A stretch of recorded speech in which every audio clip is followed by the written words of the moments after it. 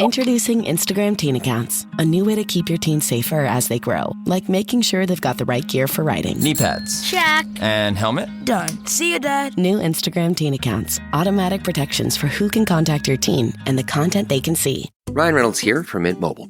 I don't know if you knew this, but anyone can get the same premium wireless for $15 a month plan that I've been enjoying. It's not just for celebrities. So do like I did and have one of your assistants switch you to Mint Mobile today. I'm told it's super easy to do at mintmobile.com/switch. Upfront payment of $45 for 3-month plan, equivalent to $15 per month required. Intro rate first 3 months only, then full price plan options available. Taxes and fees extra. See full terms at mintmobile.com. Fratelloni's Hardware and Garden Stores brings you Garage Logic Podcast number 1085, May 25th, 2023. My lilacs bloomed fully on this day last year. I think it was last year. And on this day in 1978, it was 94 degrees. And on this day in 1901, it was 33 degrees. Despite today's cool temps, there's a warm-up forecasted. The swimming season is upon us. I hope you're going to get a hold of my pals at Aquaside and keep your beach free of weeds and algae so the kids can enjoy their swimming all summer long. They have a complete line of lake and pond control products at Aquaside that'll take care of everything. Aquaside products are easy to use. They work quickly. They're registered with the EPA and DNR. Thus, they are safe. There's no need to let weeds overtake your lake or pond this summer. Call Aquaside today and explain to them exactly what you're facing. They'll help you identify your weed problem and make sure your place looks great all summer long. It's a White Bear Lake company. Call Aquaside at 1-800-328-9350 or go to aquaside.com. And now, from the mayor's office above the boathouse on the east shore of Spoon Lake, it's Garage Logic with Chris Reavers manning Technology Corner, Kenny Olson from the Krabby Coffee Shop, John Heidt in the newsroom, and of course, the Rookie. Here is your Flashlight King, Fireworks Commissioner, and the Keeper of Common Sense, your Mayor, Joe Soucheray. You'll recall we talked about the poor fellow who was trapped under a light rail car. Yes. Yeah. And we now know who that was. A man, we learned this too. A man was released from custody without charges yesterday after another man was fatally struck by a light rail train in downtown Minneapolis. According to officials, a man was killed after falling onto the tracks following a fight on the platform at the Hennepin Avenue Warehouse District Station. The incident happened near North 5th Street and North 1st Avenue. 1 a.m. Saturday, the Hennepin County Medical Examiner has identified the fellow as 41-year-old Reginald Snelling of Minneapolis. 41-year-old Reginald Snelling. Yesterday, a spokesperson with the Hennepin County Attorney's Office said charges were deferred pending toxicology tests, a final autopsy report, and further investigation. The spokesperson did say there was a video of the interaction between the two men, but added that it raises questions and legal issues that must be resolved to ensure any possible charges are supported by sufficient evidence to be proven beyond a reasonable doubt in court, and that the state is able to overcome possible defenses that could be raised. So rest in peace, Reginald Snelling, 41 years old. We have moles at my behest, a kind mole, looking into, look this name up for me, please. Yes, sir. The shooter of Michael Brazel, Yep. Was Clee somebody, 17, I believe. And we haven't heard a word about him. That devil better be tried as an adult. Are they going to worm their way out of that in Ramsey County? Clee... I don't think it should take that long for you to find the name. This story, it does not have his name that I'm seeing right now, and I'm wondering if this is updated. Same with me. I'm checking too, and they all say they can't identify until blah, blah, blah. Well, he was identified. A couple days after the shooting, he was identified.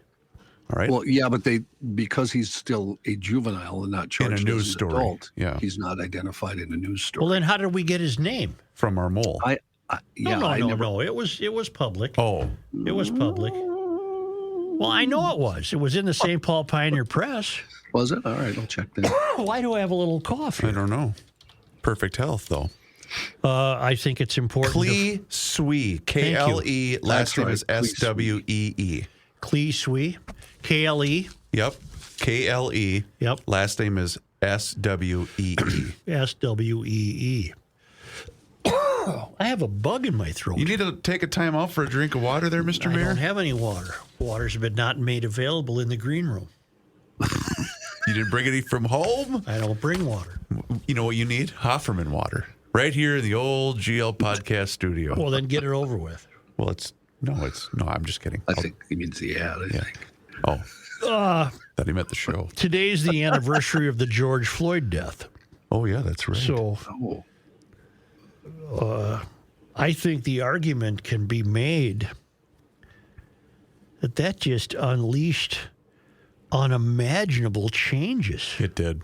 Agreed. Yep. in the country, in the Twin Cities, in Minneapolis.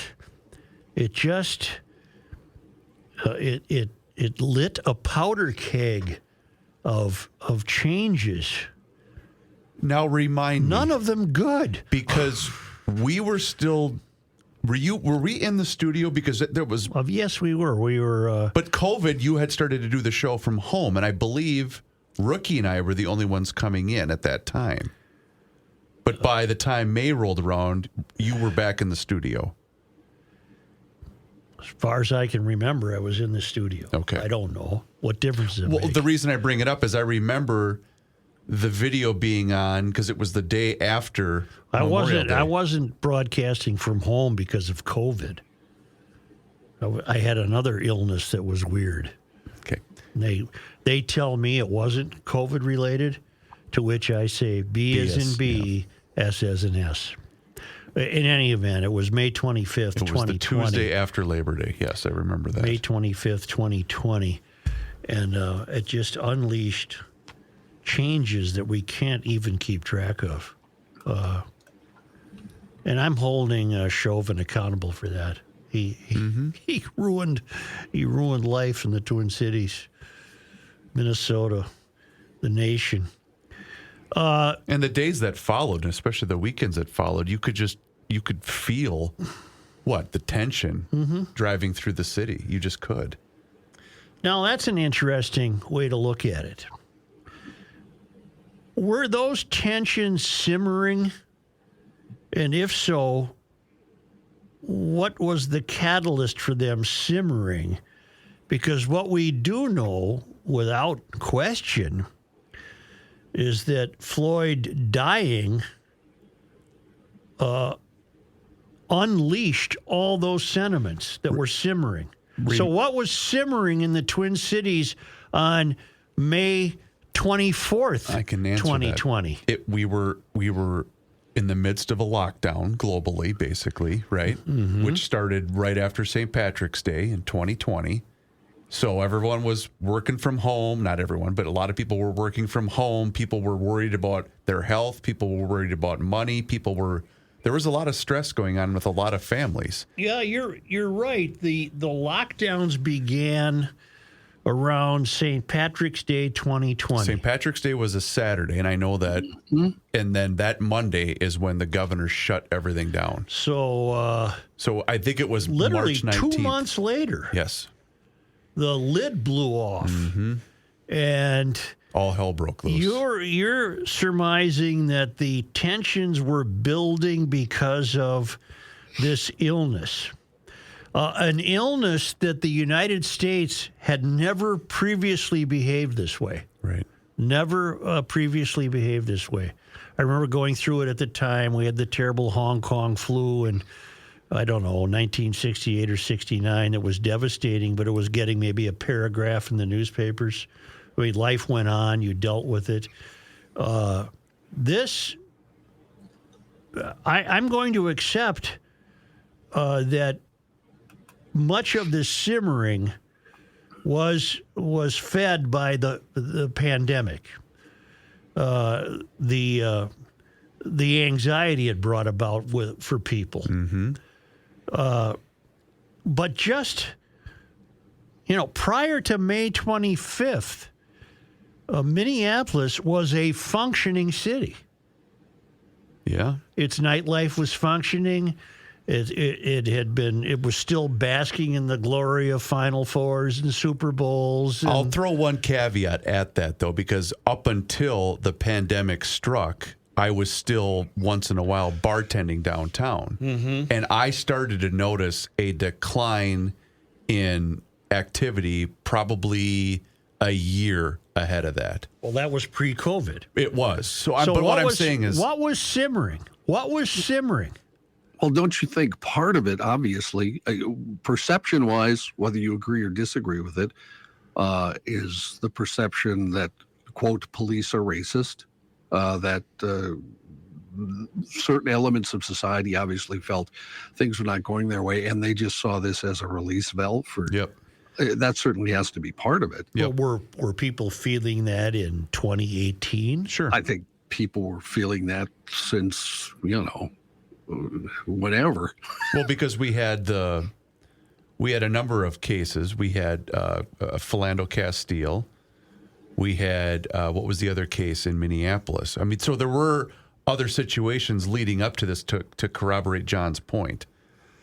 Well, I think what we're all in agreement is that the lid blew off on May 25th. Yeah, it did. 2020. Yeah. To the point and where it hasn't been the same since. The reason I asked, and now I do remember you being here, because the reason I asked is you and I were sitting here watching the news story of the video, mm-hmm. and we said we're doomed. Like this, we knew what was coming. Not to the extent that it was coming, but we knew this is bad. Like this is gonna really affect the city of Minneapolis. Well, it certainly has, and it hasn't been the same since, and might never be. No, especially after listening to Garofalo yesterday. And again, I thank him for coming in. That was fantastic. Yeah. That's the most normal conversation I've ever had with a politician. Really? There was just no BS whatsoever. You did not sense at all that he was guarding or being guarded or in had his a motive. Remarks. He had facts. He had figures. He merely has been trying to tell his colleagues, look, I know what you're doing, but you can't afford it, and here's why. And he showed them the numbers. Yeah. You can't make all of these things happen when you don't have the numbers supporting it. And you will have a continuing pool of diminishing taxpayers. And you don't have to get into a culture war to figure it out. Just go to the IRS figures and look at them every year. And right now, for the last year available, 2021, Wisconsin lost 61 million of taxable income. Adjusted gross income left the state. And in 2021, $1.6 billion. 1.6 billion. $1.6 billion of adjusted gross income left Minnesota. You can argue all you want about the motives for $1.6 billion leaving Minnesota. The point is they left. The money isn't here. The way the DFL behaved so childishly in getting everything it wants this past session, it'll be really interesting to see what that $1.6 billion becomes. Well, I should have asked yesterday, when can we expect the 2022 figure? I don't know, is it automatically released on a specific date every year? Because that's going to be interesting to see. I'm unaware of that being a news date we look forward to every year. This is something he went and found, or anyone apparently could go and find, and we'll ask him. We'll call Pat and say, okay, we need an update on the next IRS numbers. Because you don't have to take it from a podcast host, and you don't have to take it from Garofalo. You can take it from the government you apparently so believe in. Mm-hmm. And the government is going to give you the numbers, and that's fine. But you can't bring about the changes you want if you can't afford them. They upped the state of Minnesota's budget 40%.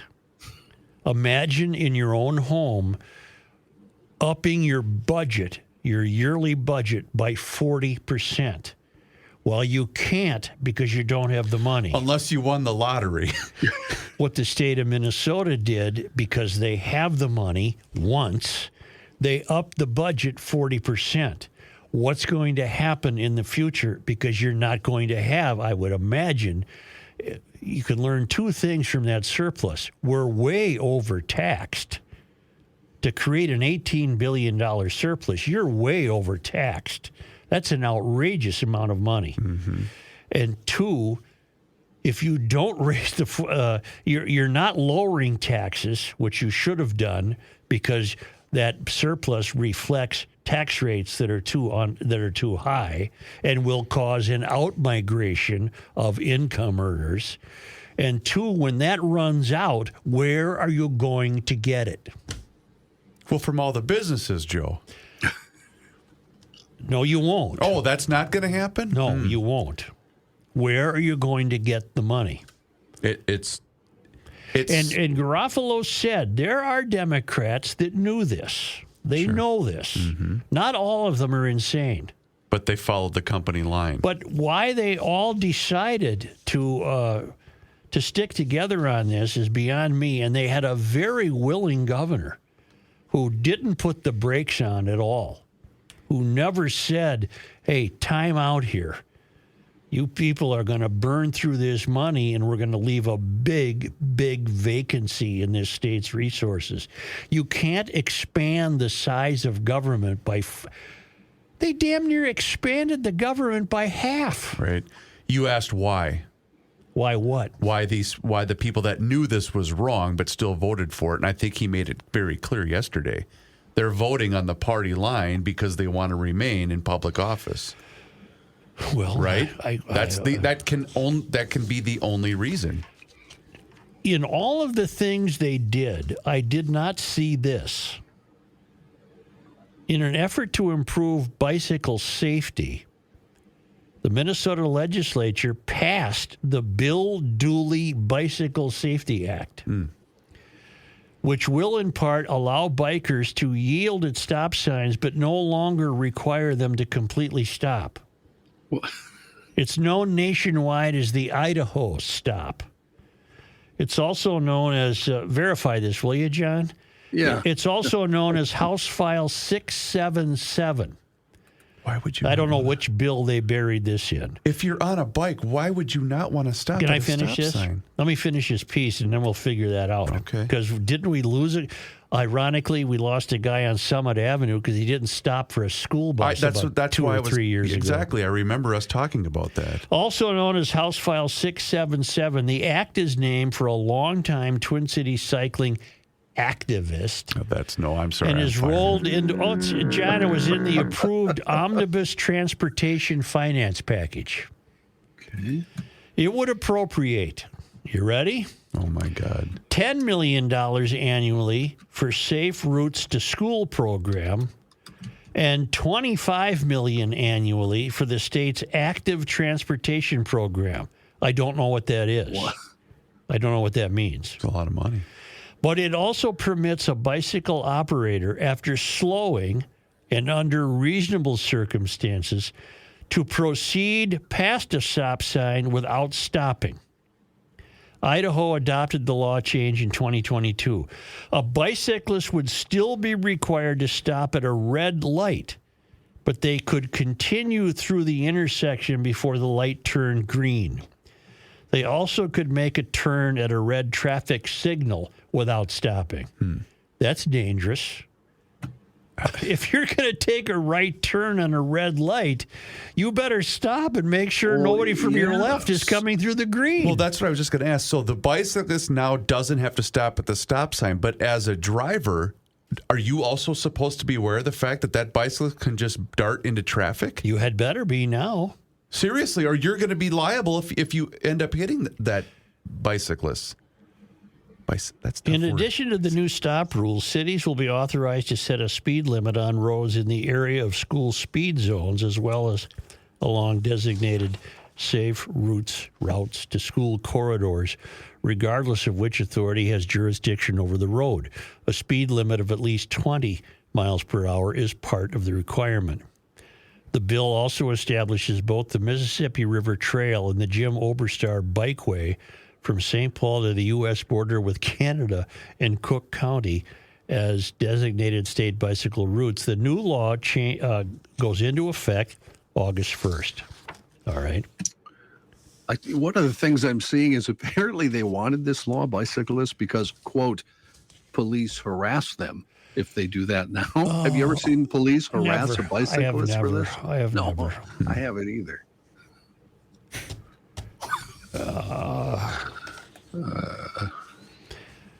Well, if you're driving one of the electric bikes, Don't stop anywhere. Just keep going. No, you know what? If you're driving an electric bike, be careful. Yes. Don't trust the automobile. I tell everyone in my life who has got a scooter or a motorcycle or just newly got their license, everyone's trying to kill you. Yes. You know, and I tell this to a lot of young people, and they think it's a bit macabre. But I drill it home. I said, everyone is trying to kill you. You have to assume that and that's everyone true is on your dangerous. electric bike from EcoFun. As fun as they are, and you know how fun they are because you're going to get the right fit and the right equipment at EcoFun Motorsports in Forest Lake in Burnsville. You know how fun they are, but you have to be careful. Same with all those great scooters that turn urban errands into that turn errands. I'm going to get this. Here we go. Gas scooters, because I invented the phrase. Yes. Gas scooters that turn urban errands into adventures. That's right. I'm still operating on the first tank of gas since Tim brought my bike back a month ago. I'm going to get 75 to 80 miles to the gallon. Wow. And I'm running most of my urban errands on the scooter.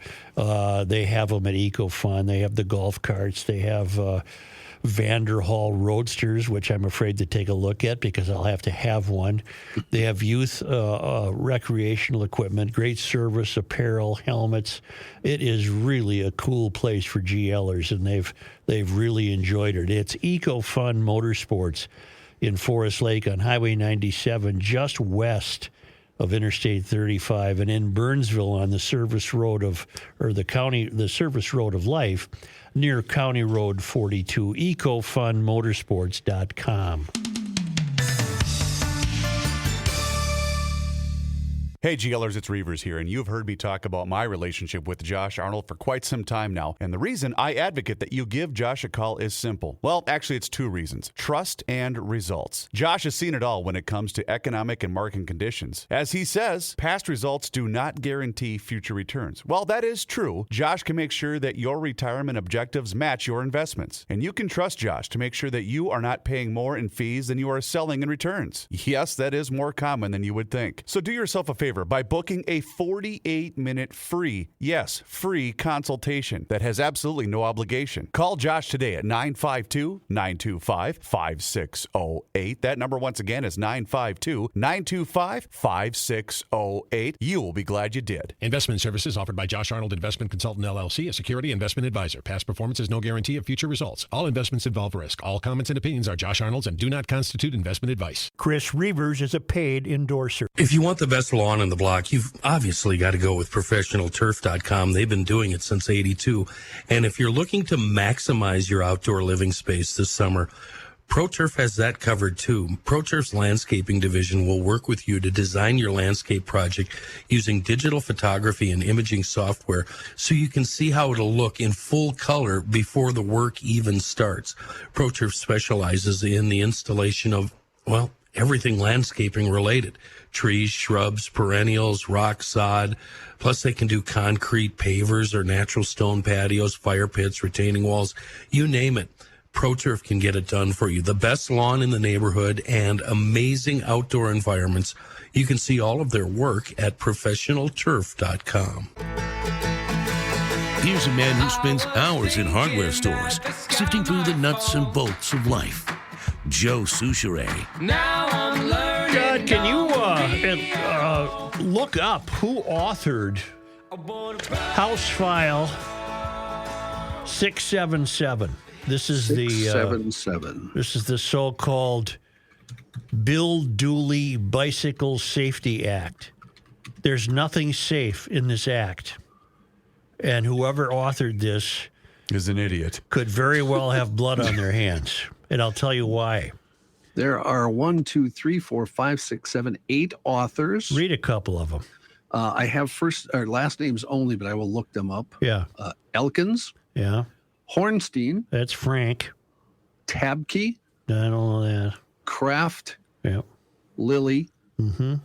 Kogel.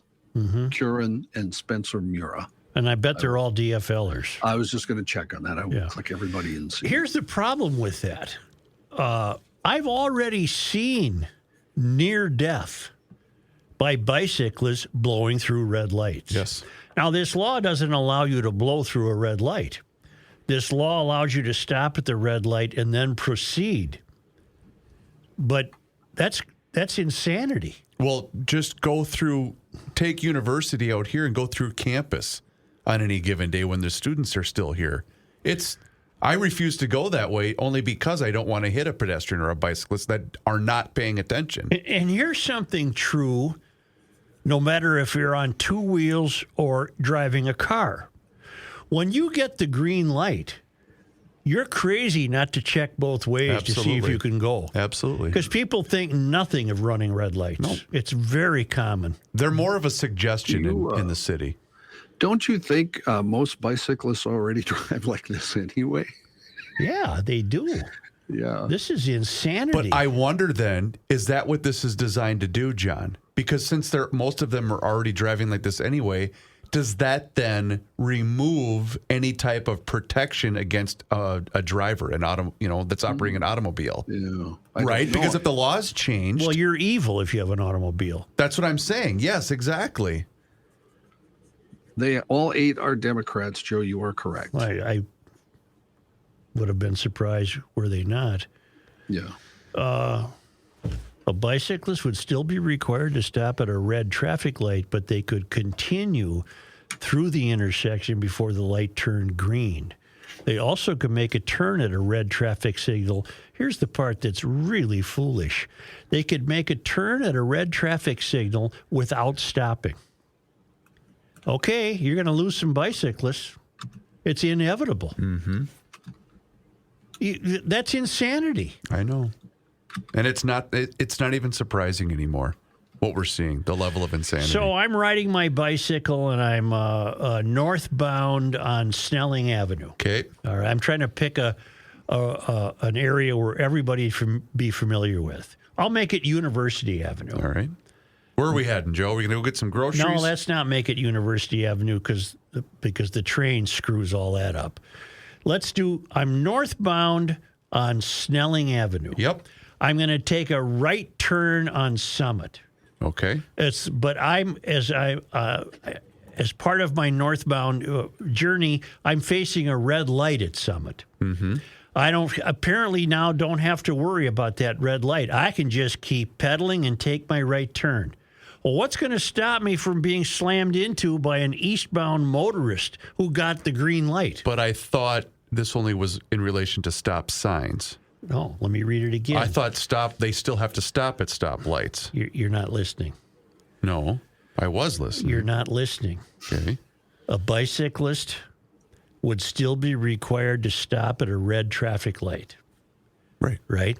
But they could continue through the intersection before the light turned green. Here's your crucial sentence.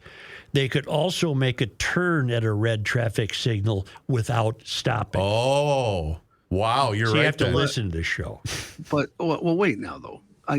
No bicyclist is going to just go through a red light if they see a car coming.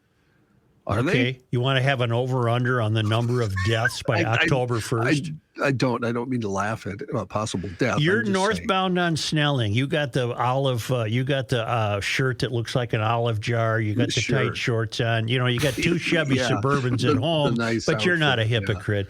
And you're pedaling along, and you got a red light coming up, and you go, "Hey, man, I got a new law, and I'm just going to take a right on Summit." And he's just going to keep taking a right on Summit and get wiped out by an eastbound motorist who also has a green light to go eastbound on Summit. I'm optimist about people's brains. There's a Perhaps I bit of shouldn't conjecture on your part there, Mr. Mayor. be. It really was. Mostly accurate. Mark my words. I know. Are you kidding me? You don't think that's going to happen? I agree with you completely. But I think they already drive that way. I mean, I don't think this will change. Do you think this will change any bikers' habits? I driving do habits? think, John, because of what we saw with the Summit Avenue debacle, Yep. that the bicyclist community will become so much more emboldened when they see something like this pass. I do believe that. Because they are a really entitled bunch to begin with. Summit Avenue opponents to the new bike trail have lost. The city council in St. Paul voted 6-1. Jane Prince was the negative vote. God bless her. And she's leaving the city council. She's a completely goofball liberal who happens to be sane. She happens to be sane. Right. The rest of them are not. And the Summit Avenue residents put up a good fight, and they lost to unelected. Well, actually, they didn't lose to unelected people. The unelected people are the Parks and Rec people. They brought the plan. The city council, of course, they are elected, and they voted to approve it. And so I don't know what to say. Summit Avenue will lose trees, and it'll have a different ambiance than it does now, but apparently that's not important to the people who pay extraordinary property taxes there and preserve these wonderful old piles of bricks. And the bicyclists are going to need that ambiance to get them to the hospital. Did you know that there is a brothel in Garage Logic? What? Yeah, Bert discovered it. By accident? It's Madame Blucher's apricot cannery. Wow. What's its Yeah. location? It's on the far side of Lake Euphemism. Yeah. Yeah. Know it well. And he says you can construct a skate path right out the far side of town and skate across Pleasure Bay on Lake Euphemism to the apricot cannery. On the plus side, Father Opater won't see your car parked at Madame Blucher's. See? Madame Blucher. Yeah. She was from what movie? She was from Young Frankenstein. Young Frankenstein. Frau Blucher. Frau Blucher. Madame Blucher's apricot cannery is the brothel in GL. The Summit fiasco. Mm-hmm. Did I hear this correctly? Because I saw a news report this morning. This is a 5-year project? I guess. Yeah, I don't know where they're going to get the money. Oh, we got plenty of money, Joe. We have to come up with another new tax. Sales tax is already going up. That'd be a shame for St. Paul residents. Well, you can have the last laugh there, Mr. Ex-Urban, but Ex-Urban. you're not going to escape any of the damage that's been done. No, I'm afraid you're right, Joe. Not We're gonna escape we're any all of going to the be in the damage same that's been fishing done. bowl. But My friend Carl down in Northfield, he enumerated what the legislature did in just 120 days. Oh, boy. And I think the worst thing they did is they increased government spending by 40%. That's going to be unsustainable.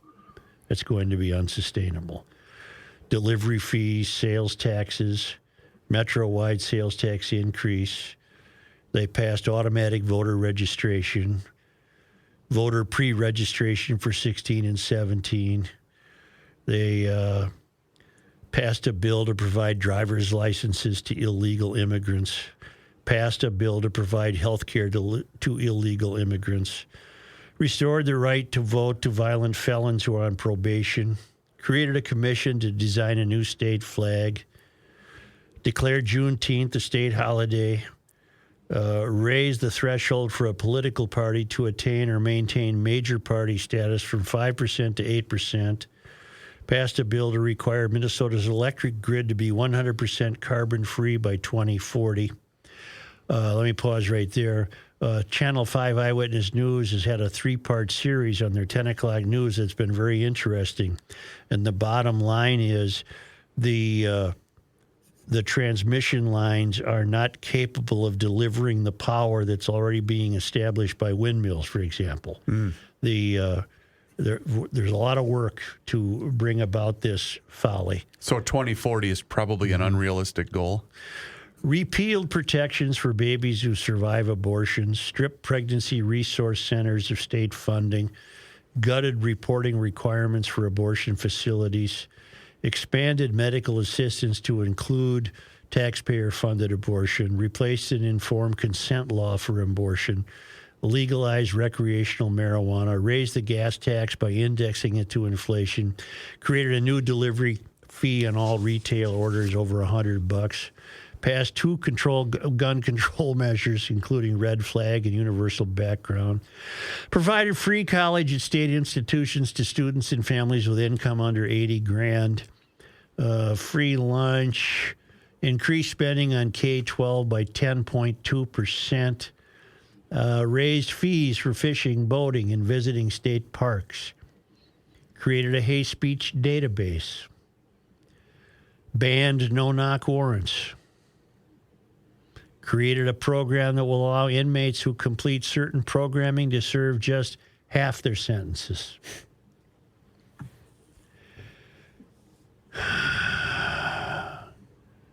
Commissioned a study on abolishing cash bail. Created a new public database that will assign climate scores to large businesses. Capped rebate checks at $260 per filer with income limits and down from the $1,000 initially proposed by Walz. And he notes, in case you're asking yourself, why don't you just move out of Minnesota? My answer would be, I would move to South Dakota tomorrow, but my wife would stay here and never move. So that's a bit of a dilemma. I think many of us face that problem.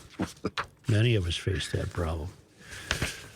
And now Summit Avenue, I guess, will be in the throes of construction for however many years it takes to appease the bicyclists. But it's going to be safe.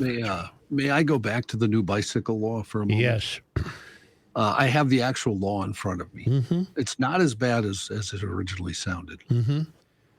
If there is a red signal or red arrow, Mm-hmm. by law, the bicyclist must slow down to a speed where they can stop if necessary. Yep. And if they can only proceed without stopping if there's not a vehicle in the vicinity. Mm-hmm. Okay. So otherwise, they're going against the law, if that makes sense. Yeah, none of what you just said will change my opinion. You both will be proven wrong, and I'll be proven right. No, I agree with you. You want the over-under on bicycle deaths by October 1st. I'll go 10. I'll go 10. Well, I'll take the under on 10. You'll take the under on 10? Yeah. I'll take the under on 10. I'm not hoping for this. I'm not wishing for this. It's inevitable. This is based, as you said, on the Idaho law. The Idaho stuff. And that has, since 1982, proven to reduce bicycle deaths, fatalities. Yeah, well, Idaho has a population of about 12 people. Well, and the notion, though, of this bill being introduced because people are tired of being harassed by police on bicycles, is that true? Yeah. No. Well, I think there's other parts to it, too, because now they've opened up courses and all the money that Joe talked about that they're going to spend on it. There's other things involved in the bill. So I wonder if this was just part of, something to get something else pushed through to spend more money, basically. We got nothing but. It's piling up. What I would do to increase bicycle safety is I would create a law that requires bicyclists to display a license plate. They There have you to go. be licensed. Registration. And you must carry their insurance card, and they must obey every single traffic law that automobile traffic has to obey. Okay. That's Period. More That would be bureaucracy.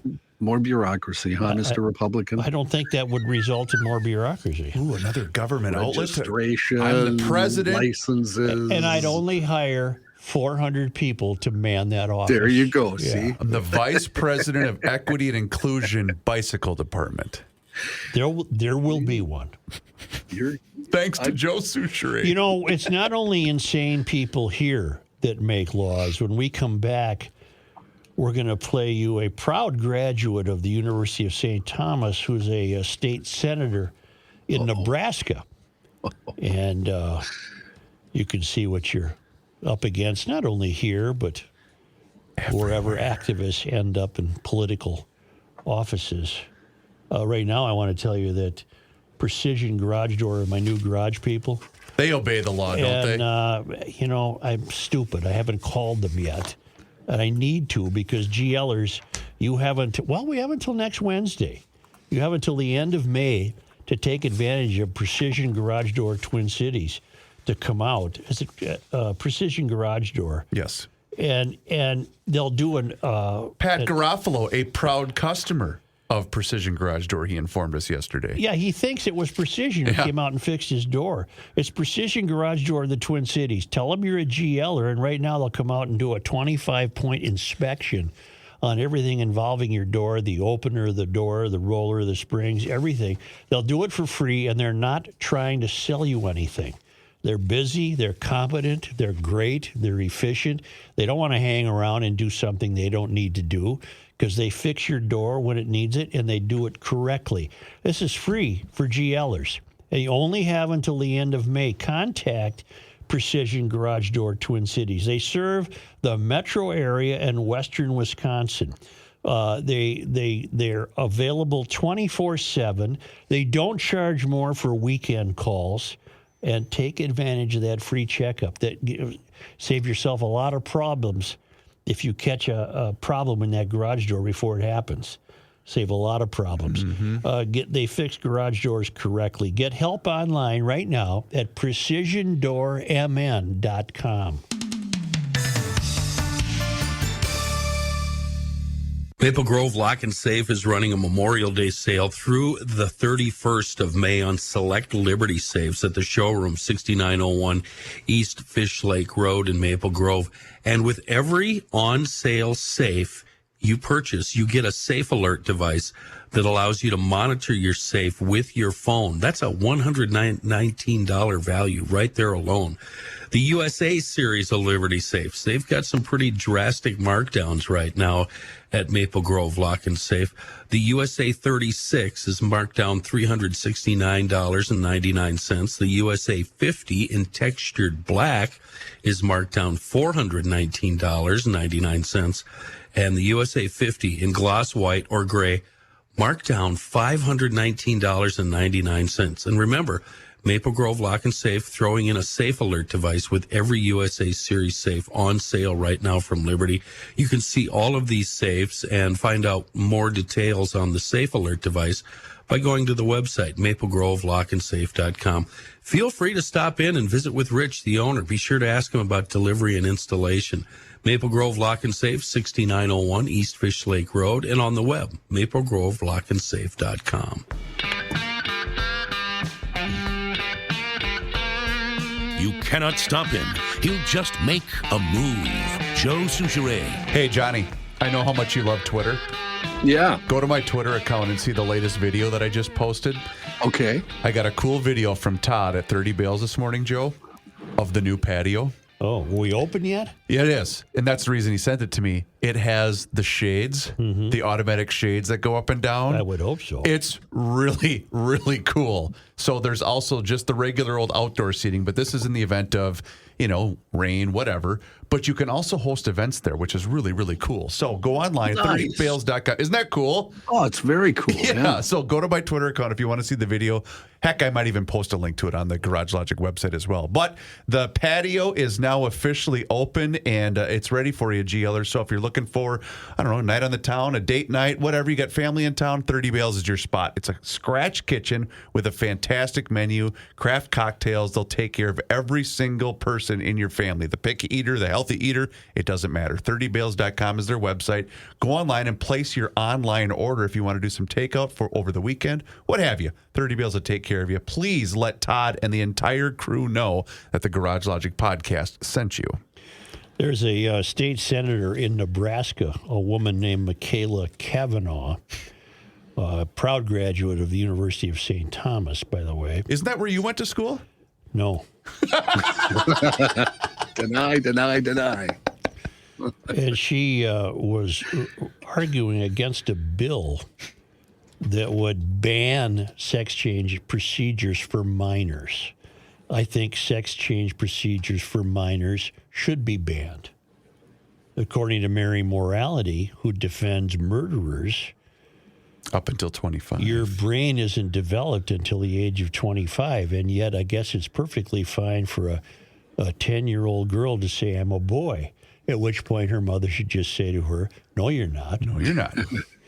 In any event, the bill was to provide sex change procedures for minors in the state, and it would ban abortion after 12 weeks of pregnancy with the exception of rape and incest. That would be excused. And she voiced her disapproval of this. Now, it develops that she's married and has 3 kids. Yes. I don't know how you could possibly live under her roof after you hear this, but God love her. If she found one person that was God able love to her. tolerate her. And so she is going to say, she's going to offer her defense here she wants to have sex change procedures for minors, and she wants to have abortion long after 12 weeks of pregnancy. And this is how she begins. Thank you, Mr. President. Trans people belong here. We need trans people. We love trans people. That's what they're saying out there. Sounds like public radio. They're standing in a circle in the rotunda saying that over and over again. Trans people belong here. We need trans people. We love trans people. Trans people belong here. We need trans people. We love trans people. Trans people belong here. We need trans people. We love trans people. Trans people belong here. We need trans people. We love trans people. Trans people belong here. We need trans people. Okay, we love trans people. Yikes. Now, I'm not taking anything out of context. We're just going to move it forward because that's all she says for 2 minutes. But for the last minute, this is what she's doing. Trans people belong here. We need trans people. We love trans people. Trans people belong here. We need trans people. We love trans people. Trans people belong here. We need trans people. We love trans people. Trans people belong here. We need trans people. We love trans people. Trans people belong here. We need trans people. We love trans people. End it. Oh my gosh. Well, she gets even a little madder at the end. All right. Yeah, because she slams her fist at the old Trans people belong here. We need trans people. We love trans people. Trans people belong here. We need trans people. We love trans people. Trans people belong here. We need trans people. We love trans people. Trans people belong here. We need trans people. We love trans people. Trans people belong here. We need trans people. We love trans people. That's enough. I can't take it. That's a state senator in the year 2023, folks. Oh. You know what's happened to this country? It's no longer a serious country. Mm-hmm. I think that's a reasonably safe statement. That's not hyperbole. This is not a serious country. You know, when I paused this YouTube This is a video, woman going crazy because she believes minors should undergo sex change procedures. Yeah. And she's going nuts. And at the very Literally end, going nuts. She says, "I am here to fight for you." Yeah. That's a big. They all that's a do big a lot buzzword. of fighting. Yeah. She went to St. Thomas. I never heard of that school. I never went there. Oh, where is it? Where is it located? Really? It's in St. Paul somewhere, but I have nothing to do with it. They are almost exhausted. They're running so hard to be a failed academy. They're panting. They're panting. And to really add to the fire of the insanity, don't read the comments underneath the no. the video Are they associated with this. supportive of her? No, there are people that or like one right here. She's proof that an extensive psychological exam should be required to run for office. Like, that's a normal comment. It's a good comment. But there's other ones that say, "You go, girl." Yeah. Okay. I just don't understand how you can be so comfortable behaving that way with a child. Someday the child might transform, but according to Mary Morreality, it shouldn't be till you're about 25. Watch her become the new spokesperson for Target. Yeah, Target's trying to take the trans clothing out of their stores now, so they're getting backlash from both sides. They're morons. Their leadership are idiots. Are you listening to me? Whoever the president is, you're an idiot. You should have never done this in the first place, and you would have avoided all this controversy. They're idiots. Right.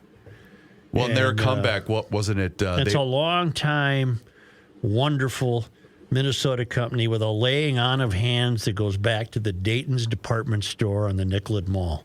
That's where Target sprang from. And you woke, progressive, regressive fools who are running it, you deserve everything you get. You deserve everything coming your way because you are morons.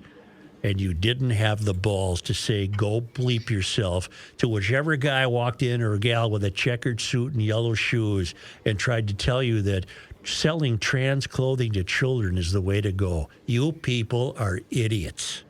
We need trans people. We love trans. Why don't you hire this moron? Yeah.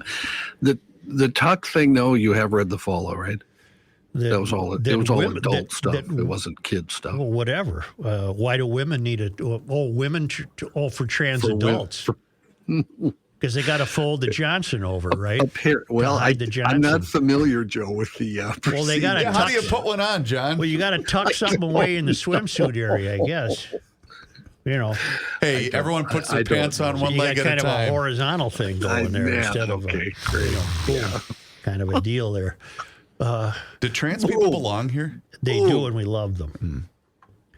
And we do, and we love them. But shut the hell up. Just go about your business like everybody else. Leave me alone. Right. Lead your life. Have fun. Do it. Do we want to come back with Johnny? Why not? Let's do that.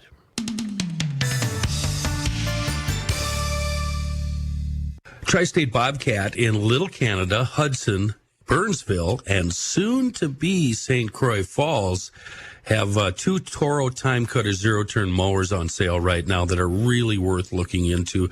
The Toro 54-inch Time Cutter with the MyRide suspension, that's like riding on a cloud, a magic carpet. It's amazing.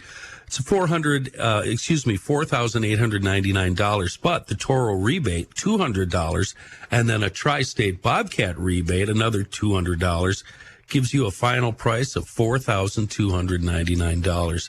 The other one, the Toro 50-inch Time Cutter, $38.99. You minus the $100 instant rebate for a final price of $37.99, but there's a whole bunch of warranty thrown on that.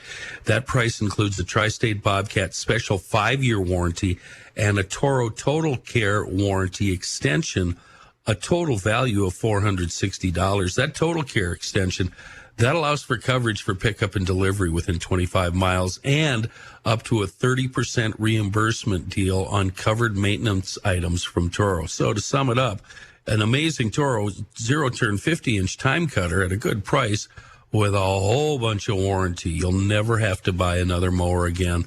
Tri-State Bobcat, they've got the Metro covered, Hudson, Little Canada, Burnsville. They've got Owatonna covered at Mankey's Equipment, and look for Tri-State Bobcat opening soon. Highway 8 in St. Croix Falls. On the web, tristatebobcat.com.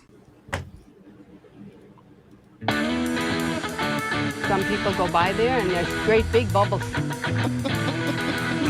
I was somewhat wrong about Michaela Cavanaugh, this screaming banshee in Nebraska. I said she's married with 3 kids. I made the mistake believing that was a conventional situation.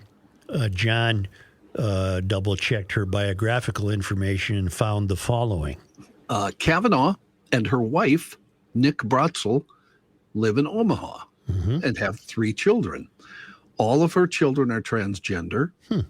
Her brother, John, is a transgender Omaha, Nebraska attorney and the state senator for Nebraska's 9th legislative district. Kind of runs in the family then, huh? apparently. Yeah. Here's John Heidt News.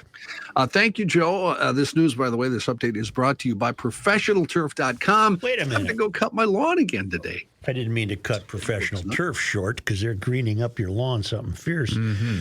What are the odds if 3 kids that they're all trans? Seriously, Yep. medically, what are the medically, psychiatrically, emotionally? What are the odds? It almost astronomical. It almost makes you think that maybe the parents might have had an odd influence on that. That's a long shot, isn't it? Wow, that's amazing. 3 kids, and they're all. Do we have the ages of the kids, John? It is not listed in her Wikipedia. But she's only bio. 44. I was going to say, she's younger than me. Her kids can't be that old. Those kids are probably fairly young. That's amazing that all 3 are trans. That's really it's quite shocking. a surprise. Yeah. In the news, the St. Paul City Council, as you heard from Joe, voted last night to approve the Summit Avenue Regional Train Plan. Ward 7 Council Member Jane Prince, the only vote in opposition. It now Regional hands to- train plan. Did I say train? Yeah, you did. We had a train going down Summit now? I don't know why I put train. Yeah, you got I have trains on train your in my mind. copy. Isn't that odd? Yeah. Well, you know what I mean. I think it's bikes. Yeah, the Summit Avenue bike thing. The whole plan now heads to Mayor Melvin Carter for final approval. Oh, I think Mel will sign it. Yeah, I think so. A lot of people packed into the council chambers last night to speak on the plan to revamp Summit Avenue. I think what I planned to type there was trail. There you go. Somehow it turned into train with my That'll heavy happen, fingers. John. The plan would include a raised bike path separated by a curb from the road. It would run along Summit from the Mississippi River and the Samuel H. Morgan Regional Trail. Part of that stretch would also go from 2-sided parking to 1-sided. The city's plan says about 220 trees would be vulnerable during construction, but critics say this project comes at the cost of a lot of mature trees and street parking. If signed by Carter, and apparently that's not an if, it would appear, the city would build a 5-mile bike path on the roadway to increase safety. My mom wanted to live on Summit Avenue when we were young. Okay. When, I'm talking early 50s, mid 50s. And I can still show you the house that she had in mind. Okay. It was on Summit just west of Lexington on the north side of the street. And because there is a God in heaven, the old man won picking straws with his brother. There were just the 2 of them, my dad and his brother. And they picked straws to see who got to build a house on the site of where their parents had a cottage at White Bear since 1904. Wow. Nice. My grandfather, who I never knew, built this place in 1904. And with both my dad and his brother having a lot of kids, they ran out of room in the houses they were in by the mid-50s. And in 1958, my dad drew straws with Phil, his brother, and my dad won. And Phil's kids, they all lived in St. Paul, and we got to live at Matamita. Otherwise, I'd be out there right now with a sign saying, Save Summit Avenue from the bikes. You'd be out there with a sign and chanting. Trans people That would be me. belong I'd here. bring in Michaela for that. Yeah, I just don't know if that aside was very interesting, but that's. I found it I did interesting. too. and I never knew I've that. known That's you my- a long time. That's yeah. my catch to Summit Avenue. Nice. But it's again, it's mind-boggling to think that we're accommodating a group of people that are going to be able to use this for what? 5 months tops. The city council also yesterday approved that measure that we had talked about earlier that would impose stricter storage requirements on gun owners. Under the amendment to the St. Paul Legislative Code, gun owners who leave their weapons, quote, where another person who is not an authorized user is likely to gain access, including a vehicle, could be found guilty of attempting to discharge a firearm. Gun owners are exempted if they use a gun lock or place their firearms in a locked container. The ordinance passed zip, now heads to Mayor Melvin Carter. He's expected to sign it. On the other hand, though, gun rights activists have opposed the St. Paul proposal. They say it violates Minnesota state law, say it violates a portion of the law that says all gun regulation except discharge of a weapon is in the hands of the legislature, not city governments. I'll give you a 6-month riding season. Sure. Although this year, there was snow and ice well into April. Mm-hmm. Yes. So May through October. You know, after re-listening to the Garofalo interview yesterday, I don't think we spent nearly enough time as a show on the idea of building the park above the freeway. You know, the cover that we're going to have. I thought we did that during the show, didn't we? He's talking about the Rondo plans. No, that was on the show. That's what I thought. Oh, yeah. I listened. Yep. That's. We're gonna put a cover on the freeway. And have a park. Okay. Star Tribune reporting. Joe talked about this a bit too. 29-year-old St. Paul man released without charges from the Hennepin County Jail yesterday after his involvement in that fight on a Metro Transit light rail platform that ended when another man was fatally hit by a train.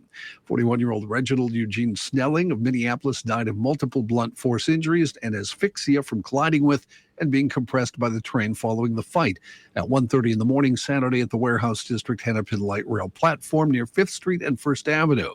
His death ruled a homicide. The other man involved was arrested that night, which is interesting. We did not find that out when that story first came. Hennepin County Attorney Mary Moriarty's office initially asked for an extension to reach a charging decision, then said in a statement Wednesday that her office is deferring any potential charges until getting final toxicology and autopsy reports. The statement says there's clear Metro Transit video of the interaction, which begins inside a light rail car and continues on the station platform after they exited the train. The video raises questions and legal issues that must be resolved to ensure any possible charges are supported by sufficient evidence to be proven beyond a reasonable doubt in court. Best Buy reporting declines in fiscal first quarter sales and profits as the nation's largest consumer electronics chain continues to wrestle with the consumer spending slowdown in gadgets. However, the company's earnings actually beat Wall Street expectations, even as sales were below expectations. Best Buy, based in Minneapolis, affirmed its cautious financial outlook, underscoring continued uncertainty about the broader economic environment. The shares rose more than 4% in pre-market trading on Thursday.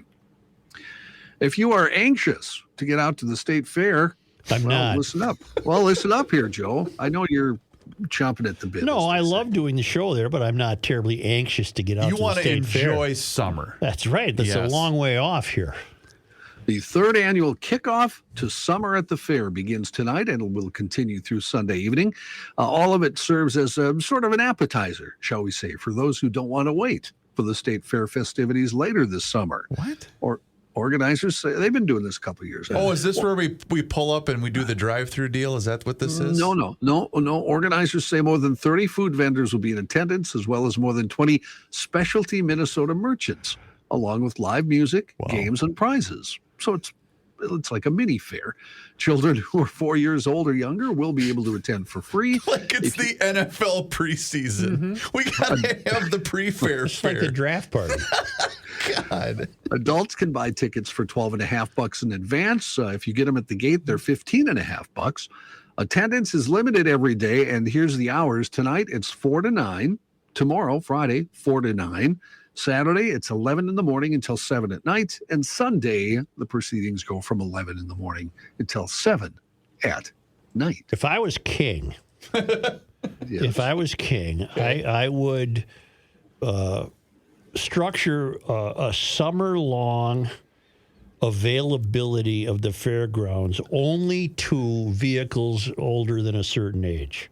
For just for the hell of it, 1965 and older. Okay, and it would just be a hot place of car culture all summer long, and whatever business wanted to take a chance and open, thinking they could make a few bucks, go ahead and open. So you're saying almost a back to the 50s style venue all summer? Yeah. Okay. Yeah. That'd be kind of cool. Yeah. How often would you go? Well, I don't know if you'd do it on just weekends or it would literally be every day. I'm not the king, right? So I haven't. You're just an ideas guy. I just haven't fleshed it all out yet. Got it. You should promote that, Joe, and become the promoter. I don't think. I think there's probably 14 ordinances that would prevent it. Yeah, good point. Yeah. Good point. Let's have some more news in just a moment, but first, let's take a quick break. Well, it's Positive Thursday, and that means one thing. We get to talk to our buddy, Mike Schoonover with Schoonover Body Works up there in Shoreview, the official body shop of the Garage Logic podcast and the sole sponsor of Positive Thursday. Find them online, schoonoverbodyworks.com. Call Nikki, set up your appointment, yada, yada, yada. But Mike is on the line with us. And Mike, we did get a tremendous amount of feedback from emailers that listened to the show yesterday. And Mr. Pat Garofalo had some things to say. And boy, that kind of stirred you up a little bit yesterday, didn't it, as well? Well, it really did, Reeves. Thanks for letting me vent for just a second, because I listened to him yesterday, and it was just this has been happening for the last five months. When we're celebrating our 85th year in business. My grandfather started the business on a borrowed $50 from Harry Slawick, who was a land developer or business owner back in the day. And then, Dad moved the business from St. Paul to Shoreview 50 years ago in 1973 because he saw the decline of what was going on back then. And now last year, Gail and I have had, numerous opportunities to sell our business. And we didn't want to because we love what we do. We love to work. We love our employees, and we love to serve our customers. And so it made all the sense in the world to spend $3.6 million. And then January 1 hits, and all the nonsense in St. Paul took place with, I think Joe referred to them as the children. And there's no adults in the room that can tell these people what a budget is, what ramifications these decisions that they made are going to have on business, and they just the scoffing and just the lack of interest or the lack of empathy for business, which generates income for our employees. We provide a service to our customers. Reeves, I'm starting to get now from a lot of our vendors that they're starting to put in surcharges and fuel charges, and if you want to return parts, they're gonna charge a 10% or a 20% restocking fee. Wow! All these things are in response to people not working. The increased taxes, the increased costs, the increased regulations, all these things that are just taking place here. So when Pat was on yesterday, I was like, this is great that we can talk about it and bring this to light. So. And that's one of the reasons, too, Mike, why I was insistent about bringing that up, because I do get a couple of emails like, well, why do you only care about well, it's because I know people just like you, like Mike Fredoloni, like Spencer with Grunhofer. I know these people personally, and I know how this is going to affect not only them, but all their employees and all their employees' families. And I see that big picture of what's coming down the line here. And that's why I think it's important to hear directly, and as long as we have you on, to hear directly from people just like you, Mike. Yeah, absolutely. And we do need to speak up. We've been, I've been afraid to, share anything on social media with my views or my point of view or speak up about it. But if we don't speak up about it, we will be gone. This state is going to be a shell of, this state is going to be a shell of what it once was. And as soon as, you siphon off all the resources from those who are providing the labor, the income, the jobs, everything, and there's nothing left, then there's not going to be anything worth sticking around here for. So, 6 months ago we were really excited about this edition that we were doing, and over the last couple of months, and especially in the last week, it's making me give a second thought. Well, I mean, we'll still do our best, and we'll figure out a way to adapt and overcome. But I don't know, Reeves. It's just it's disheartening. It's just crazy. It's insanity. It is. It is insanity, and that's a hell of a Positive Thursday report, Mike. We really appreciate it. hey, you know what? We'll you know what? We'll just keep on keeping on. That's all right. we can do. That's and right. Hopefully things will change and people will wake up. And GLers, if you need anything done, it doesn't matter. Bodywork, glass, whatever. Detail, call our friends at Schoonover Bodywork, 651-483-6756, or just visit the website, schoonoverbodyworks.com. Michael, thank you for everything you do. Thanks for letting me get that off my chest, Reeves. I feel much better. Good. And now, a man who has never had a relationship with a tree, Joe Souchere. In other news, Wall Street is breaking out its doomsday playbook just in case of a U.S. default. The industry's primary goal, keep the financial markets functioning. Many fear everything from computer glitches to cascading panic if the U.S. misses payments on treasuries, which are bedrock of trading, usually considered almost as safe as cash. Under Wall Street's plan, though, investors would be able to keep trading all U.S. treasuries, even those with past due interest or principal payments. Chaos and confusion would hopefully be kept at bay through a series of conference calls, each with an agenda already organized by the Securities Industry and Financial Markets Association trade group. Meanwhile, House Speaker Kevin McCarthy said yesterday the debt ceiling standoff was, quote, not my fault, as he sent Republican negotiators to the White House to finish out talks, but they warned the two sides need more time as they try to reach a budget deal with President Biden. McCarthy said he remained optimistic they could reach an agreement before a deadline. White House blaming Republicans, led by McCarthy, for risking a devastating default that would hit, in their words, every single part of the country. This has just become part of political theater. Yep. This has nothing to. There's no reason for this to be an issue. This is just BS.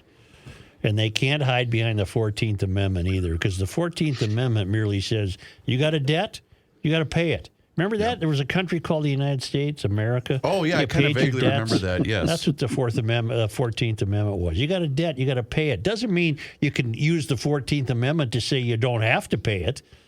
You got to pay it. Yes. A huge death in the music world. Tina Turner, the earth-shaking singer whose raspy vocals, sexual magnetism, and explosive energy made her an unforgettable live performer and one of the most successful recording artists of all time, died yesterday at her home in Küsnacht, Switzerland, near Zurich. She was 83 years old. Anna Mae Bullock from Nutbush, Tennessee. Her publicist did not give a cause of death, but she had a stroke a couple years back and was known to be struggling with kidney disease and other illnesses. Turner embarked on her half-century career in the late 1950s while still attending high school, when she began singing with Ike Turner and his band, the Kings of Rhythm. At first, she was only an occasional performer, but soon she became the main attraction of the group and Turner's wife. With her bluesy voice and her frenetic dancing style, she made an instant impression. Her first big hit came in 1960 with the release of A Fool in Love. The song hit number 2 on the Hot R&B Sides chart and number 27 on the Billboard Hot 100. The ensemble, soon renamed the Ike and Tina Turner Revue, became one of the premier touring soul acts in black venues on the so-called Chitlin circuit. After the Rolling Stones invited the group to open for them, first on a British tour in 1966 and then an American tour in 1969, white listeners in both countries began paying attention. Turner, who insisted on adding rock songs by current rock artists to her repertoire, reached an enormous new audience, giving the Ike and Tina Turner Revue its first top 10 hit in 1971 with a cover of Creedence Clearwater Revival's Proud Mary. But if the Ike and Tina Turner Revue was a success, the marriage was not. Ike was abusive. After she escaped the marriage in her 30s, her career faltered. But several years later, her solo album Private Dancer, released in 1984, returned her to the spotlight, lifted her into the pop stratosphere. Working with younger songwriters and backed by a smooth sound that provided lustrous wrapping for her raw, urgent vocals, she delivered 3 mammoth hits from that album. The title song, Private Dancer, written by Mark Knopfler of Dire Straits, Better Be Good to Me, and What's Love Got to Do with It. Over her career, she sold more than 150 million albums. Wow, I didn't know that. She earned 11 Grammys, was inducted into the Rock and Roll Hall of Fame with Ike in 1991, and she was inducted again and honored for her solo career in 2005. Again, Tina Turner, 83 years old. Please tell me that she never had to give a nickel to Ike. I hope that was arranged in such a way that she didn't have to give that SOB 5 cents. I don't know. I would assume, I don't think. She moved to Europe, I read, because she thought her career was more highly thought of in Europe. Was that right? Yeah. Oh, that's not unusual. Yeah, she thought America was ruled by Madonna, and when she was in Europe, she was as big or bigger than Madonna. Mm-hmm. R&B, jazz, soul artists, a lot of them are much more revered in Europe. Mm-hmm. They sell more records. They sell out shows. Why is that, Johnny? Because they Depends on didn't which. have the Ku Klux Klan. Yeah, I was going to say it depends on which black artist you talk to. In the 50s and 60s, obviously, it was because Racism. Okay, sure. Served to, Wall Street Journal reporting another announced candidate for the Republican nomination for the presidency. Florida Governor Ron DeSantis announcing last night a planned campaign announcement on Twitter Spaces, an unorthodox choice featuring a conversation with DeSantis and Elon Musk. Got off to a messy start, though, with the production marred by technical issues, including audio that repeatedly cut out. For months, DeSantis has acted like a 2024 presidential candidate, but he made it official on Wednesday, filed paperwork with the Federal Election Commission, making the campaign official. The move fully joined him in conflict with Donald Trump and a growing field of other GOP hopefuls who are more confident about their chances as DeSantis is slipping in the polls. Hours after filing federal paperwork declaring he was running for the presidency, he signed a Florida elections bill that cleared one potential hurdle for running for the presidency. Florida had a so-called resign to run statute. It could have compelled DeSantis to resign the governorship after he sought the presidency. But state lawmakers changed the law's language late last month, so that no longer applies to elected officials running for the president or vice president if they live or work in Florida. You'd get the great first lady, too. You would, yes. Mm-hmm. This is going to be one epic bleep show. Mm-hmm. Oh, it's shaping up to be. So come on in, grab a beer, and sit down. Stuart Rhodes, the founder and leader of the Oath Keepers, sentenced to 18 years in prison today for leading a far-reaching plot to keep Donald Trump in power after he lost the 2020 election. The sentence is the first handed down in over a decade for the charge of seditious conspiracy. District Judge Amit Mehta, in sentencing, said a seditious conspiracy, when you take those two concepts and put it together, is among the most serious crimes an American can commit. It's an offense against the government to use force. It's an offense against the people of our country. The seditious conspiracy charge has already been brought in this century and a half that the statute and its forerunners have been on the books. Prosecutors wanted him to get 25 years behind bars. Rhodes, who was accused of leading dozens of other individuals in a coordinated plot that culminated in the January 6th siege, was also found guilty of obstructing an official proceeding and tampering with documents. Of those that Rhodes led, 22 have already been convicted of various federal crimes by a jury or guilty pleas. 8, including Rhodes' co-defendant Kelly Meggs, will be sentenced later on this afternoon. They were also convicted of seditious conspiracy. John, I got an interesting note. Yes, sir. From Mary and Tom Hansen of Woodbury. Mm-hmm. This message is coming to you from the Hansens on the Queen Mary 2, which is finishing an 8-day crossing of the Atlantic that started in Southampton. And tomorrow we dock in New York City. We are wrapping up a 6-week jaunt around Europe as true garage logicians, driving the entire way. Wow. Had to catch up with the antics of the sleepwalking woke DFLers and so have been tuning in to scraps of the show via the spotty at-sea Wi-Fi while cruising on this marvelous ship. We thought that Joe, being a boat guy, would appreciate a note from the North Atlantic crossing. The ship's designer is on board, as is a guy who was rowed across both the Atlantic and Pacific Oceans, and has given several talks about this ship and others. He is confident that we will make it to New York tomorrow. We're not so sure we will want to get off and return to Minnesota, given the bits of GL the ship's suspect Wi-Fi has allowed us to hear. Still, it's been good to hear familiar voices, so thanks for keeping up the pushback in our absence. Mary and Tom from Woodbury. Now, I am nervous about one remark they make here. The captain is confident that we will make it to New York tomorrow. Well, I would hope so. Yeah, you want your captain to be confident. Captain, what do you think? we got a shot. 50-50 shot. 50-50, yeah. We got a 50-50 shot of arriving. Now, knowing your neurotic sense at times, I'm not neurotic. with having to have an exit plan no matter where you are. Yep. How would you handle an 8-day cruise at sea? Would that be okay with you? I could do that. I wouldn't want to take one of these cruises where they stop in the Caribbean and you go get food poisoning. But I would like to. I think that to take the QE2 across the Atlantic, you'd be all right with that. I think that'd be kind of neat. Okay. Yeah. Okay. Yeah. I'm fascinated by the idea of all the music cruises because there's some very good ones now. I bet there is, yeah. There's 10 bands or 10 artists. You go see them, plus they mingle with the crowd, that sort of thing. So they come out and talk to you. I have a friend that he and his wife did one of those 3 or 4 years ago, headlined by Luke Bryan. And let's see. I wouldn't be taking that one. I'd be taking an R&B one or a jazz one or perhaps a classic rock one. I wouldn't. 3 straight days. Luke Bryan. No thanks. No thanks. Is he a country guy? Yeah. Yeah. Well, why are you smirking? Is he a bad country guy? He's always kind of been a punchline between me and John about great lyricists of all time because he's not whatsoever. But he's very, very popular. Yeah. He's very, very extremely popular. Yeah. But he does the song, Joe. Rain make corn, corn make whiskey. Whiskey make my baby feel a little frisky. That's a hell of a lyric. That's some good writing there, Larry. Hearing splashing coming from his toilet, a 58-year-old... John Heidt. No. A 58-year-old Florida man looked into the bowl and found an iguana. No. Oh, boy. I always look first. I don't. When you're in Florida or in general? Anywhere. I'm not sitting down. All of a sudden, there's an animal. Right. John Riddle of Hollywood, Florida, said, "I looked down and I see this frightened-looking reptile looking back at me. An attempt to use a pool net to remove the lizard came to no good. So Riddle said he worked up enough nerve to try and grab him with his bare hands.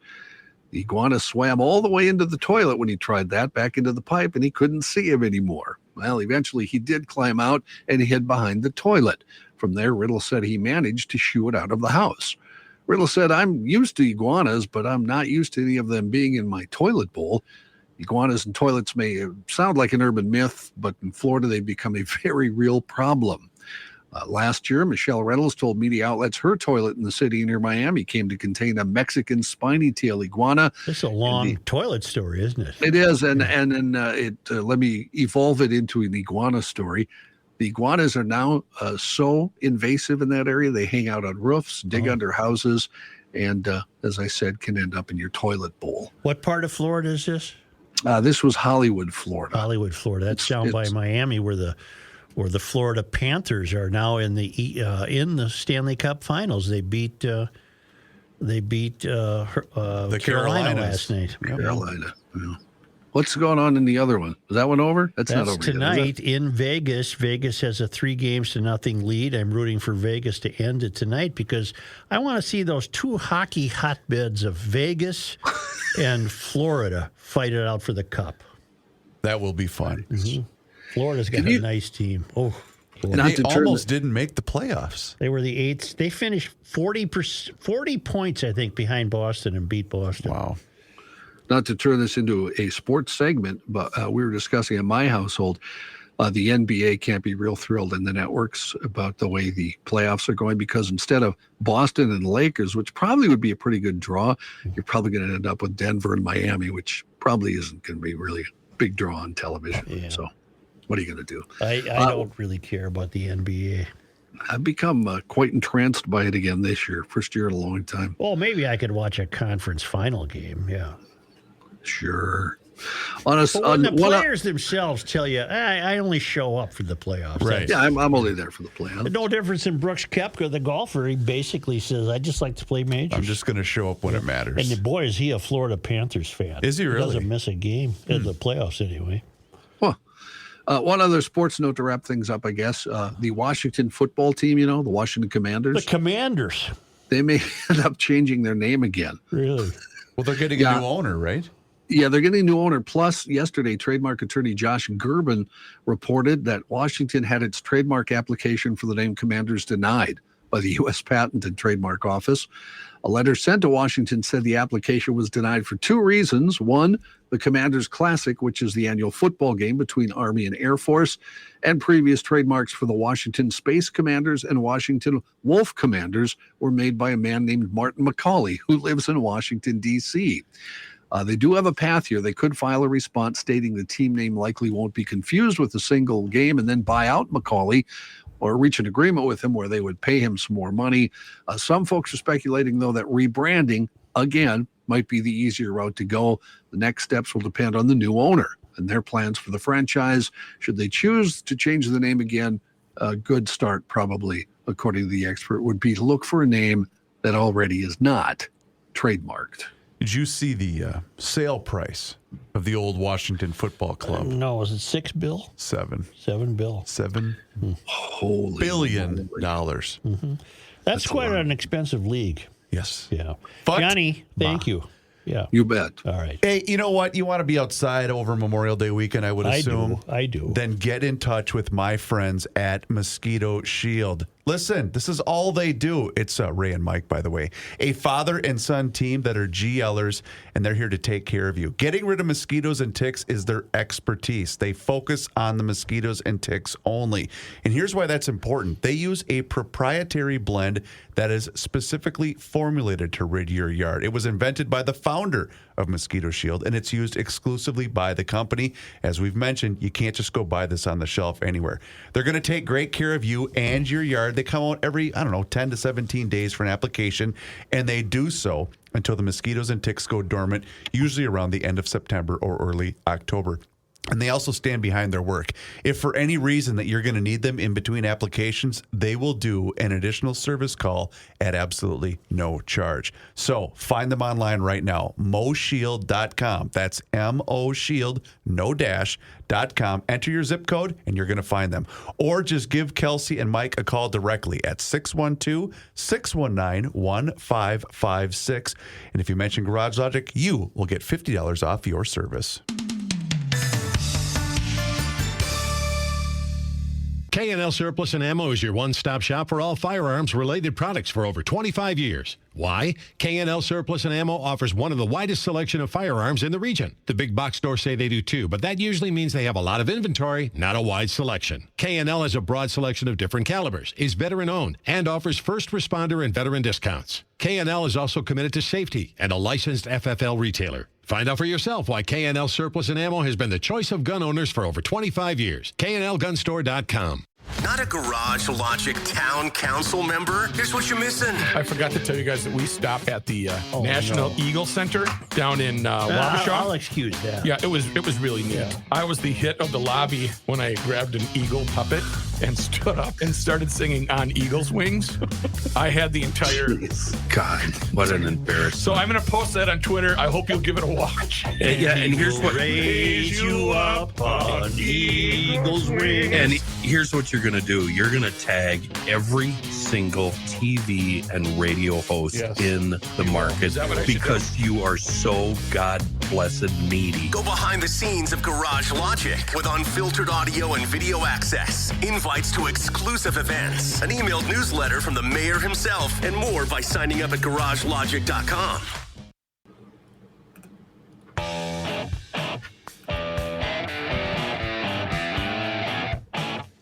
Truth, justice, and the Souterrain. Do you know the name Sam Brinton? Yeah, the luggage thief. He's that fruitcake luggage thief that Biden hired. And he keeps stealing people's luggage. He was a... He's got a disease, apparently. He does.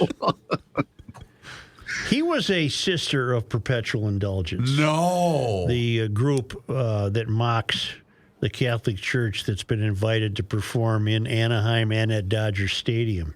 He was in the Washington, D.C. chapter of the nuns. In fact, he was the sister's principal officer from its founding in 2016 until 2018, according to tax filings, according to Fox News Digital, because you sure as hell aren't going to read this in the Washington Post. They probably think this guy's great. That group is part of the San Francisco-based Sisters of Perpetual Indulgence, a drag queen group that regularly mocks the Catholic Church and made headlines after it was uninvited, then re-invited to the upcoming Dodgers Pride Night.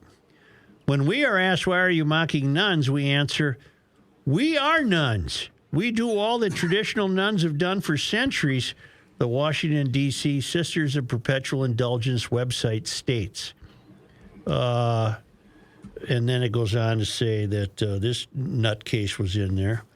Britain went by the name of Sister Radioactive. Ray, D-E-E-O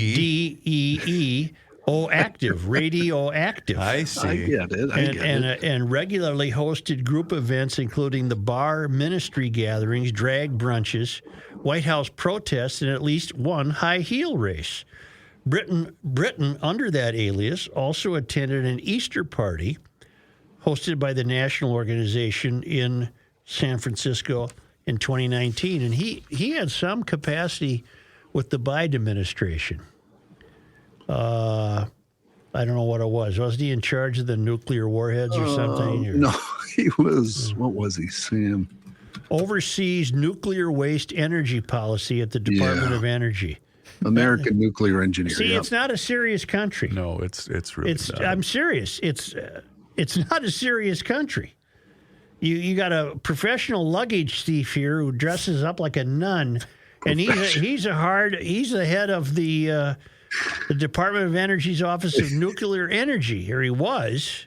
Oh, Joe, we've all got hobbies. Yeah.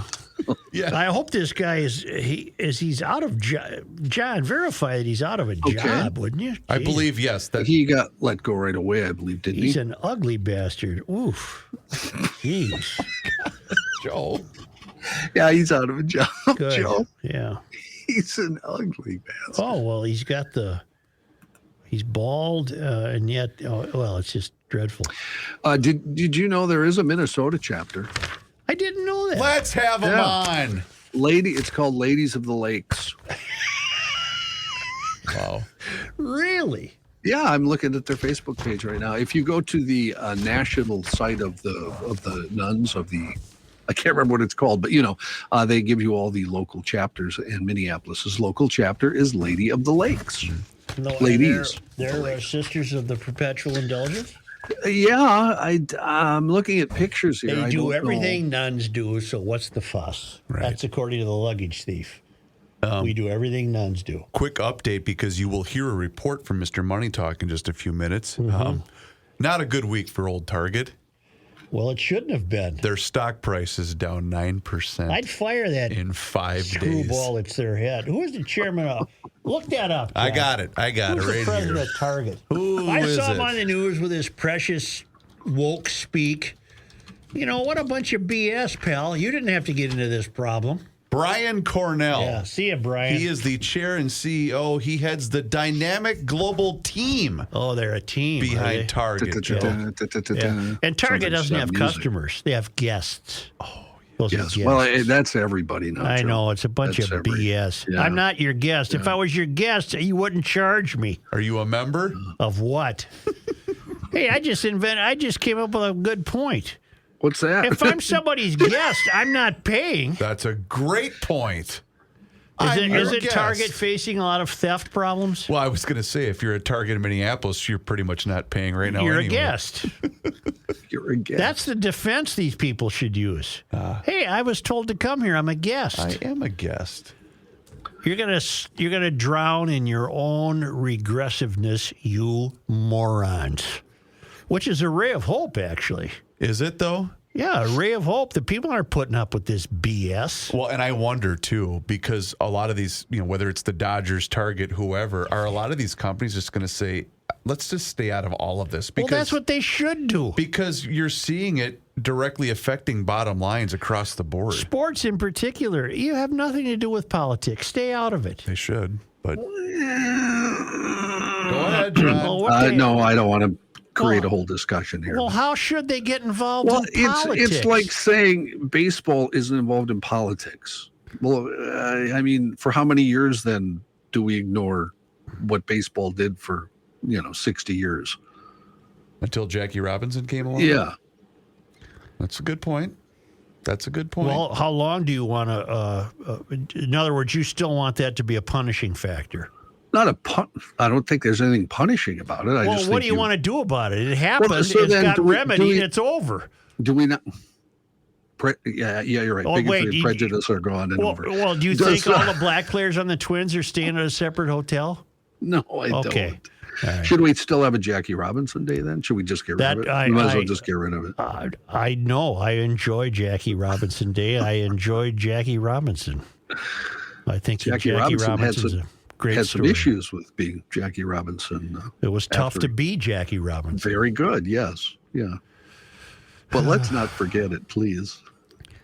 Every time you bring up some BS, I can turn you around in 30 seconds because we end up agreeing on the same thing. God. Wait a minute. You can turn me around? Yeah. I don't think that's the way it goes. Go soak your head in your washing machine. Now that you're arguing and angry with me, let me tell you about tomorrow. Okay? I wish you would. On Channel 5, I will be featured on the Minnesota Live show at 9 a.m.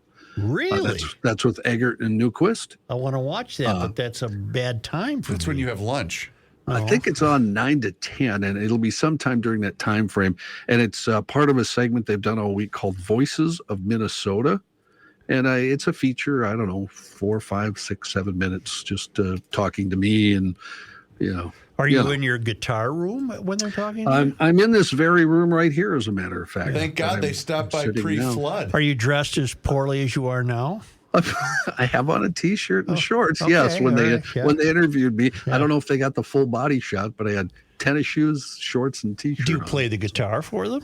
I don't know. Okay. They just asked me about. Well, that's kind of cool. Yeah, it's fun that we talked about in the interview, and I don't know what they'll use. It's Carrie, our buddy Carrie. Yep. Yeah. She interviewed me, and we talked about my background, and we talked about Garage Logic, obviously. And I was going to say, did Garage Logic, did you bother to even have it come up in your illustrious career, or you just ignore us completely? No, I talked in quite glowing terms about you fellas. So, wonderful. Well, you know what? You are a voice of Minnesota. Well, I don't know if I'd go that far, but it's nice that's to why be. they're having you on, John. It's nice to be to be noticed. Let's put it that way. So 9 o'clock tomorrow on Channel 5. Did you get paid for that? On Minnesota Live. No, I didn't get paid for that. I was just wondering if they slip you a few bucks for that. No, it's the week it was. I think it was Hartman, Chad. Yeah. It was. Oh God! Now I've never been considered to be a voice of Minnesota. I'm pretty sure that everyone downstairs is terrified of you. What the hell do I didn't do anything? They don't want to talk to you. Corey Probus was one. He's not a voice of Minnesota. He's a voice of the Twins. He's a voice of summer. Yeah, Come on.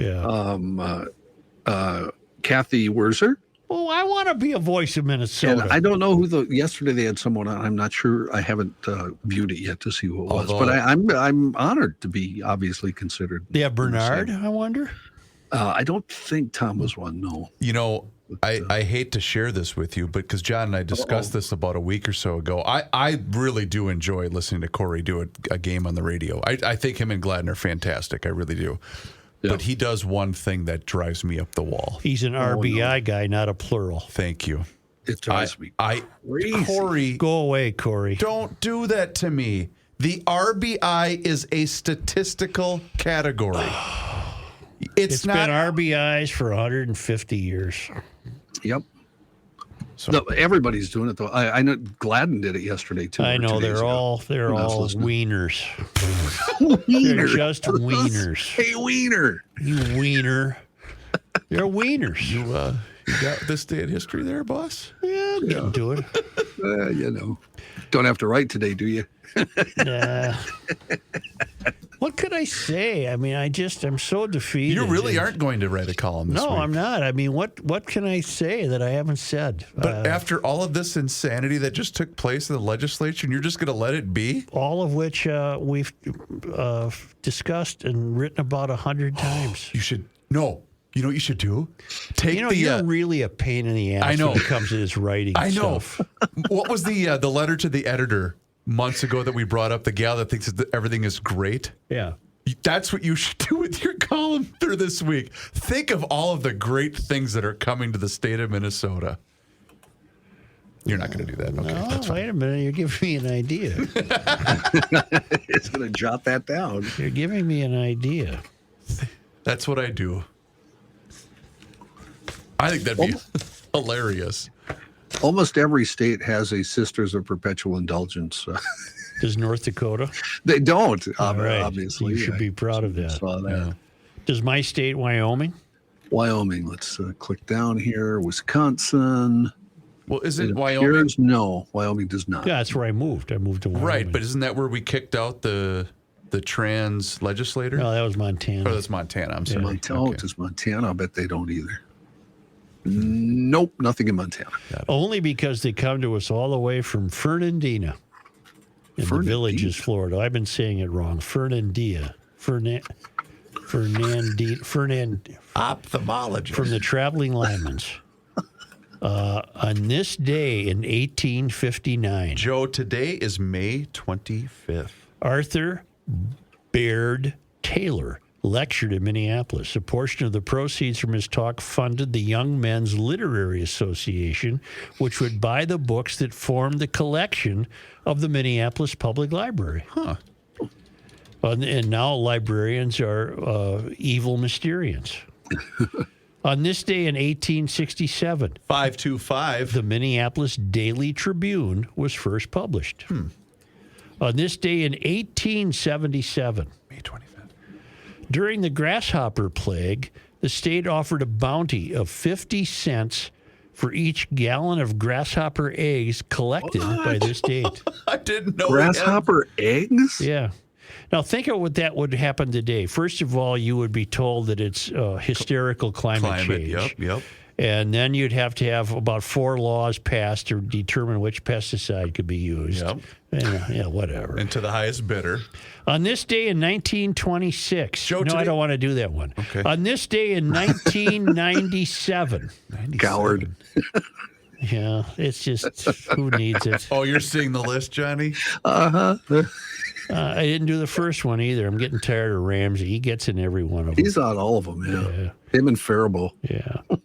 On this day in 1997, Chris, it's sports related. 1997, May 25th. Oh, I was there. Puckett, right? Yep.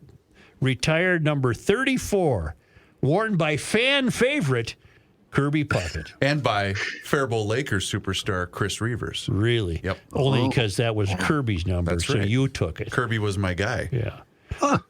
I was there. It was a really crappy day outside. Well, so what? You had a dome. We were at the Dome, so it didn't matter. You had a Metrodome. Mm-hmm. He never played an outdoor game for the Twins, did he? Well, on the road, obviously, but I mean a home game. No. Yeah. His whole career was Metrodome. He was called up in, 84, right? It was a short career, Great one. But yeah, you're right. relatively speaking. Well, what? 12? Good enough to get him in the Hall of Fame. 11 years? Yeah. 12 years? Yeah. Thank you, GLers. Hey, thank you very much. And GLers, do us a favor. If you haven't done so, check out the Garage Logic Town Council. For just $10 a month, you are going to get all sorts of behind-the-scenes access, archive footage, all sorts of good stuff. And Mike Fratelloni, yeah, he'll take care of that first month for you. If you sign up right now, a $10 Fratelloni's Hardware and Garden Center gift card is there for you. And you can follow us on all of our social media channels, which includes Twitter, Facebook, Instagram, and the Garage Logic YouTube channel. Yeah, that's there for you. We're posting daily content for your amusement. Find out more online at garagelogic.com. It is time once again that we check in with our guy, Mr. Money Talk. Josh Arnold is with us once again here in Garage Logic, and now is the time for you to do the same. So do not delay. Pick up that phone and dial 952-925-5608. That number once again is 952-925-5608. You call that number, you get Josh, and you will always get straight talk. You will never get sugar-coated advice, and Josh is with us once again here in Garage Logic. And Josh, today, boy, oh boy, retail oil is down, chips are up, and you have some information on the U.S. credit is now on a negative watch. Well, we'll start with that. There are three major credit rating agencies. You have Fitch, the S&P, and Moody's. And they rate the ability of companies, governments, municipalities, their ability to continue to pay on their debt for any of their credit or bonds that are outstanding, and whether they're going to default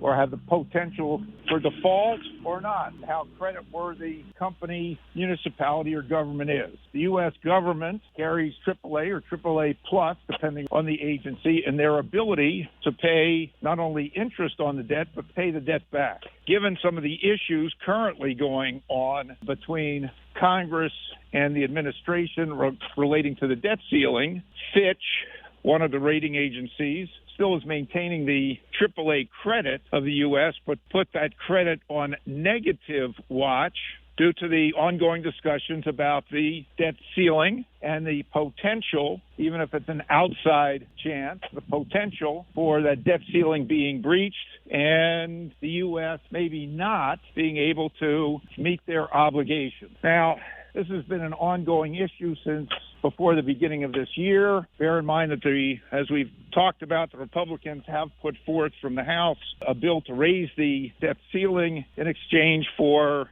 spending limits.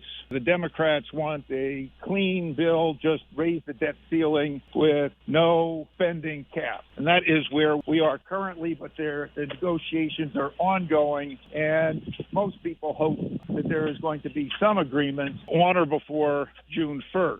As we discussed the other day, if this was such a big issue, why is the Senate on vacay, and why is the House considering also to go on a weekend break? Does not seem, we'll call it, responsible. Meantime, the retail names pretty much across the board are taking a hit today as Dollar Tree released their earnings, and they missed on the top line, missed on the bottom line, and saw consumers, and Dollar Tree is a lower end retailer, and they saw their consumers cutting back spending. So that did not do well for Dollar Tree stock, which is down significantly, but it has also had an adverse effect on local Target as well as Walmart and Home Depot. Another local retailer, Best Buy, beat on the bottom line, missed on the top line, gave fairly conservative guidance going forward, did see some increases in digital sales and sales outside of electronics. But one positive on Best Buy was the result of one analyst with Loop Capital, who increased his price target to $110 a share on Best Buy on the belief that electronic sales will start increasing in 2024. High-end retailer Ralph Lauren did report better than expected numbers, but I'll say that is an exception to the rule. Tonight after the close, Deckers, manufacturer of Uggs, Teva sandals, and Hoka shoes, should report, and based on Deckers' past history, they should do well, or at least as well as another sports-related retailer, that being Dick's Sporting Goods. The chips, we do have a liking for chips, and on the back of unbelievable numbers from NVIDIA, and NVIDIA's sales of data center chips and game chips and very high-speed graphics processing units primarily used for artificial intelligence, that gave a huge boost to most of the semiconductor space, including anything associated with artificial intelligence. And that right now looks to be a big thing. So not only did NVIDIA go up, Advanced Micro Devices, the manufacturer of some of these chips, Taiwan Semiconductor, also up, and Microsoft up as well. We've talked before about some of the advances in artificial intelligence, and that, while that is getting a lot of hype right now, some of that could be deserved, and it's an area to continue to pay attention to. Very good, Mr. Money Talk. You heard him, GLers. Now's the time for you to pick up the phone and make that call for that free 48-minute financial consultation by dialing 952-925-5608. where you're always going to get straight talk and never, ever sugar-coated advice.